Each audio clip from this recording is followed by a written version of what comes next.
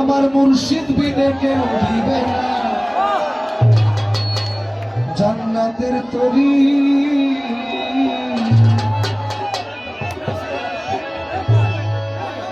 আমার মুর্শিদ বিনে কেউ দিবে না জান্নাতের তরি।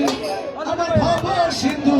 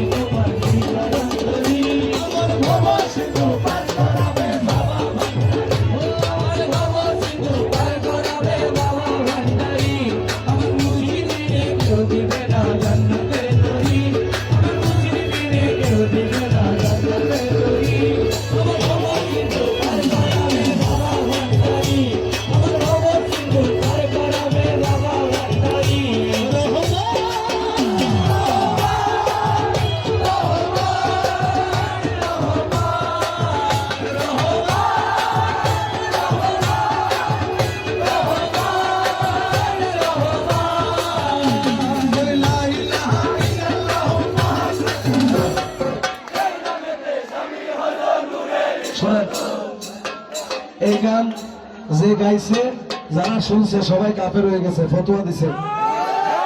আচ্ছা আমি তর্কের খাতিরে মেনে নিলাম যে সবাই কাফের হয়ে গেছি, তর্কের খাতিরে মেনে নিলাম, কিন্তু এই যে এখন কি লাইনটা বলেন আপনারা বলেন তো?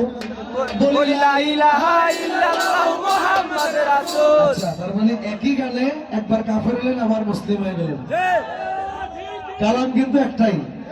যদি তর্কের খাতিরেও মেনে নেই যে কাফের হয়ে গেছি, আমি হুজুরদেরকে বলবো যে আপনারা কোরআন হাদিস পড়ছেন ঠিক, কিন্তু লাগাম টেনে কথা বলবেন, কারণ আল্লাহ রাসূলের এমন হাদিসও আছে এটা আপনারাই মানুষদেরকে শিখান। ধরেন আমি যদি আপনাকে কাফের ফতোয়া দিয়ে দিই, বাই এনি চান্স যদি আপনি কাফের না হন তাহলে আমি কাফের হয়ে যাব। যাকে ফতোয়া দিচ্ছেন সে যদি কাফের না হয় তাহলে যে বলছে সে কাফের। লা ইলাহা ইল্লাল্লাহু মুহাম্মাদুর রাসূলুল্লাহ।